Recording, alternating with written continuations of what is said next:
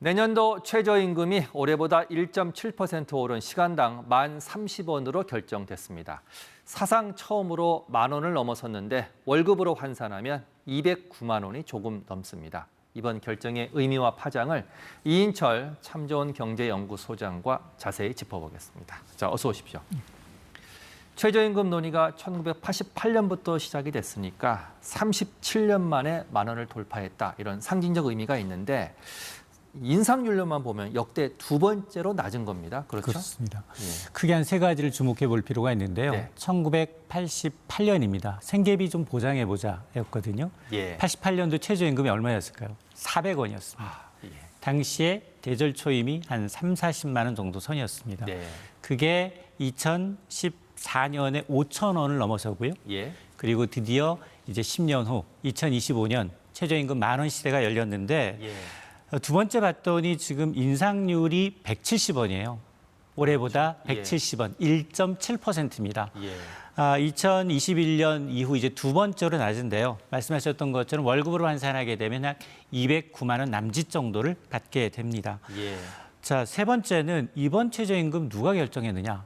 결국 공익위원. 예. 공익위원이 결정을 하고 공익위원이 경영자의 손을 들어줬다라는 겁니다. 예. 자, 결과는 나왔는데 만족할까? 노사 모두 불만족스럽다라는 얘기인데요. 최저임금 이거 누구나 다 지켜야 됩니다.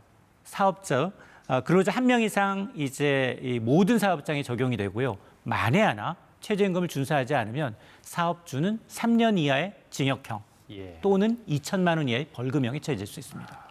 자, 그러면 단순 비교는 좀 어렵지만 우리나라의 최저임금이 외국과 비교하면 좀 어떤 상황입니까? 사실 외국과 비교하기 위해서는 달러 기준으로 해야 되거든요. 예. 가장 큰 달러 변동성, 환율 변동성, 여기다 물가 수준도 다르고요. 예. 최저임금의 산입 기준이 다르기 때문에 단순 비교는 좀 어렵지만 예. 그럼에도 불구하고 2023년 그리고 현재 환율을 좀 대입해 보면 예. 우리나라는 유럽 선진국보다는 다소 낮습니다. 예. 그런데 아시아 국가들 가운데보다는 좀 상위권에 진입해 그러네요. 있다라는 건데요.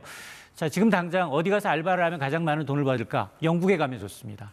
영국이 1위인데요. 영국은 지금 유로화를 쓰지 않습니다. 예. 10.42파운드인데 18,500원입니다. 예. 근데 여기 함정이 있는데 영국의 물가 수준이 최근 2년 동안 9% 넘게 올랐습니다. 물가에 비하면 높은 수준은 아니란 맞습니다. 말씀이시군요. 2위, 3위가 독일, 프랑스, 유로화를 쓰고 있는데 16,000원에서 17,000원 수준이고요. 예. 미국은 사실 연방정부 차원의 최저임금 가이드라인이 있지만 예. 주정부, 지방정부가 별도의 최저임금 체계를 갖고 있기 때문에 대부분의 주에서 연방정부 것보다 더 높은 근데 연방정부는 2009년 이후 지금 주당 시간당 임금을 7.25달러이기 때문에 한 10,000원 정도 예. 밑도는 수준입니다. 아시아 국가 가운데서는 한국이 다소 높다라고 말씀을 드렸는데 2023년 기준 대만이 한 7,450원 수준 예. 그리고 일본이 8,300원인데요. 앞서 제가 환율 변동성 말씀드렸는데 일본의 엔화 가치가 달러 대비 38년 만에 최저입니다. 예. 그래서 우리나라보다 임금 수준이 역전된 겁니다. 그렇군요. 뭐 단순 비교는 어렵습니다. 나라마다 상황이 있기 때문에요. 자, 그런데 매년 이렇게 최저임금을 결정할 때마다 노사 양측이 파행을 빚고 뭐 파행되기도 하고 또 무산되기도 하는데 올해는 좀 어떻게 예년보다 좀 빨리 결정이 된 겁니까? 그렇습니다. 이 최초로 이제 이 최저임금위원회가 만나서 논의한 게 5월 21일이었습니다. 예. 그러니까 50여일 만에 결정이 나서 속도는 되게 좀 빨라졌다. 왜냐하면 지난해 최장기였거든요. 예. 지난해가 무려 110일, 넉 달 가까이였는데 절반 정도로 줄였는데 그러나 그 사이 11번 만났습니다. 예. 진통이 상당했다라는 얘기인데요. 최저임금의 논의 방식이 노사정 대표가 9명씩 최초안을 27명. 제시하고 예. 그리고 협상을 통해서 간극을 좀 줄여나가야 되거든요. 예. 최초 제시안이 이번 주 나왔어요. 이번 주 월요일 9일에 나오고 사흘 만에 결정된 겁니다. 그 사이 내용을 좀 보게 되면 최초의 경영계에서는 올해 너무 어려우니 내년도 올해 수준으로 동결합시다 예. 라고 주장을 했고요. 그리고 노동계의 경우는 무슨 얘기냐. 물가 감안하게 되면 27% 이상 올려달라. 12,600원에서 출발한 겁니다. 예. 이후에 4차례 정도 수정 제시하면서 가격은 좁혀졌지만 여전히 갭이 900원 정도로 이제 달하니까 이제 이 중재위원이었던 공익위원들이 중간안을 내놓은 겁니다. 심의 촉진 구간으로 해서 10,000원에서 1290원을 제시하면서 이게 이제 이 표결을 놓고서 결국 이제 경영계안이 내년 최저임금으로 결정이 됐는데 이 과정에서 민주노총 소속 4명의 근로자위원은 또 이제 회의장을 박차고 나가는 투표를 거부하는 일까지 있었습니다. 예. 자, 노동계도 또 경영계도 모두 불만인 것 같은데, 자, 그러면 이번 결정에 대해서 현장의 반응은 어떨까요? 황다혜 기자 보도 보시고 이야기 이어가겠습니다. 노사 모두 유감을 표했습니다. 비정상적 구성 속에서 대단히 제한된 선택지를 할 수밖에 없었음을. 사용자 측 단체들도 일제히 아쉬움을 나타냈습니다. 아쉬움은 하루 종일 이어졌습니다. 5년 사이 직원 3명을 줄인 고깃집. 이제 5명 남았는데 4명은 가족입니다.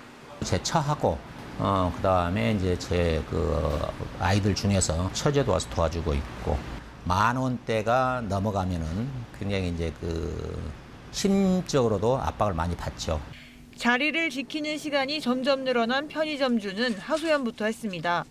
하루에 한 14시간 정도, 15시간 할 때도 알바를 쓰는 것 자체가 좀 많이 힘들어요, 지금. 최저임금 오르면은 공장 노동 근로자들도 이제 임금이 올라가다 보니까 식품회사에서 저희한테 이제 받는 비용도 높여요. 최저임금 수준의 월급을 받는 상담원은 허리띠를 더욱 졸라매게 생겼습니다. 세금을 떼고 나면 190 얼마 정도 되는 금액을 받고 있어요. 에어컨을 틀고 있지 않아요. 공공요금이 너무 올라서 올해도 아이를 못 낳겠구나라는. 근로자들은 일자리와 임금 모두 걱정입니다. 아무래도 이게 오르면 사람을 쓰려고 하는 기간이 줄다 보니까 충분하지 않다고.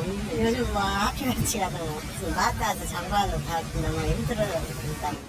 1988년 제도 도입 이후 노사공 모두 합의한 최저임금은 모두 7번. 이젠 결정 방식을 바꿔야 한다는 목소리가 최저임금위원회 내부에서도 나옵니다. KBS 뉴스 황다혜입니다. 자, 앞서 황다혜 기자의 보도를 보면 모두가 불만입니다. 자, 그런데 이번에 또 쟁점이 하나 더 있었습니다. 최저임금 차등 적용 문제였는데 노동계하고 이견이 많아서 이건 사실 무산됐거든요. 쟁점이 맞습니다. 뭐였습니까? 맞습니다. 사실은 우리나라 최저임금법상 이제 업종별 차등 적용 가능합니다. 예. 실제로 첫 해 1988년에 적용을 해봤습니다. 예. 그 이외에는 이제 적용되지 않고 있는데 단일화를 놓고 전 업종이 똑같이 적용을 받고 있습니다. 예. 그래서 올해 경영계는 3가지 업종만 좀 봐달라. 가장 어려운 음식점업, 택시업, 여기다가 편의점이 너무 어렵기 때문에 예. 이 3개 업종에 대해서는 최저임금을 좀 차등 적용해달라라는 이제 호소를 해왔지만 결국 이제 부결됐는데요. 노동계가 이제 반대하는 의견은 분명합니다.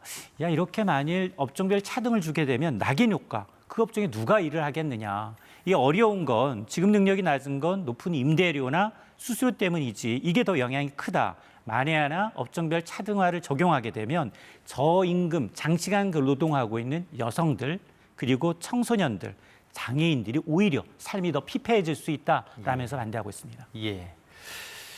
자, 그런데 이 최저임금이 활용되는 법령이 26개나 된다고 합니다. 전 국민에 지금 적용이 되는 건데요. 이게 의사결정을 할 때마다 이 잡음이 많고 무산되고 파행을 겪는데 다른 방법은 없겠습니까? 그렇습니다. 이게 왜 관심이 많느냐. 대학생, 알바하는 대학생 자녀가 있고요. 예. 또 음식점업을 운영하는 부모님이 계십니다. 어느 편을 들 것인가의 문제인데요. 예. 이게 사실 을과 을의 대결로 비춰지고 있다는 겁니다. 모든 최근에 나온 이제 최저임금 결정은 결국 정부 측 인사인 공익위원이 결정하는 구조라면 예. 이 논의구조 자체를 좀 바꿔야 되는 게 아니냐라는 이제 지적이 나올 수밖에 없는데요. 그래서 사실 이제는 정부와 국회가 이 논의 틀 자체를 좀 바꿀 필요가 있다라는 거고 또 하나는 예. 이 언제까지 우리가 을과 을의 대결로 남겨놓을 것인가 이걸 복지 차원으로 좀 접근해야 된다라는 생각을 하고 있는데요. 지금도 일자리 안정자금이나 근로장려금 제도가 있습니다. 예. 일자리 안정자금이라는 건 30인 이하 사업주가 채용 인력, 최저임금 부담 때문에 인건비가 부담돼서 채용을 안 할 경우, 채용을 예. 더 할 경우, 예. 이제 이 정부 정책적으로 이제 지원하는 제도입니다. 그리고 또 이 근로장려금 제도라는 건 일은 하지만 임금 수준이 너무 낮다. 이런 경우에 이제 지원하는 거거든요. 그러니까 세금이라는 건 보편적으로 쓰이기보다는 이렇게 청약자들 그리고 양극화 해소, 취약계층에 쓰는 게 맞기 때문에 이게 조금 더 나은 이 대안을 이제 제시하게 된다면 아마 이제 을과 을의 대결이 반복되지 않도록 최저임금 제도를 복지 차원에서 접근하는 것도 고민할 필요가 있어 보입니다. 예. 마지막 질문 하나만 더 드리겠습니다. 자, 임금을 주는 쪽, 받는 쪽 모두 불만과 우려를 보이고 있는데 앞으로 고용 시장에는 어떤 변화가 예상이 됩니까? 지금 보면 아마 음식점 가시게 되면 키오스크 그리고 뭐 자동 음식 로봇, 서빙 로봇 점점 늘어나는 걸 몸으로 체감하실 겁니다. 그러면 자리가 없어지겠네요. 맞습니다. 그러다 보니까 나홀로 사장님이 과연 얼마나 될까? 올해 6월 말 기준 424만 명입니다. 예. 이분들의 경우에는 지금 정말로 정말 폐업하고 싶지만 폐업을 못하고 있는 사장님들이 계시거든요. 예. 자, 그러다 보니 사실은 단순히 물론 폐업한다고 해서 인건비에 많은 문제는 아닙니다. 임대료부터 원자재, 장사가 안 되는 여러 가지 이유가 있겠지만 그럼에도 불구하고 경기가 안 좋은 상황에서 분명히 인건비 부담이 있다라는 건 사실이거든요. 예. 만일 경기가 화랑이다. 그럴 경우 최저임금이 올라가게 되면 선순환이 됩니다. 근로자들 임금이 올라가게 되면 소득이 늘게 되고 경기가 좋아지는 선순환이 가능하지만 지금처럼 몇 년 동안 물가가 오히려 임금 상승률을 추월하고 있거든요. 그러다 보니 실질 소득이 줄고 있기 때문에 내수가 부진한 상황에서 최저임금 상승은 결국 고용에 부정적일 수밖에 없습니다. 예, 알겠습니다. 오늘 말씀 잘 들었습니다. 이인철 참좋은 경제연구소장이었습니다. 고맙습니다.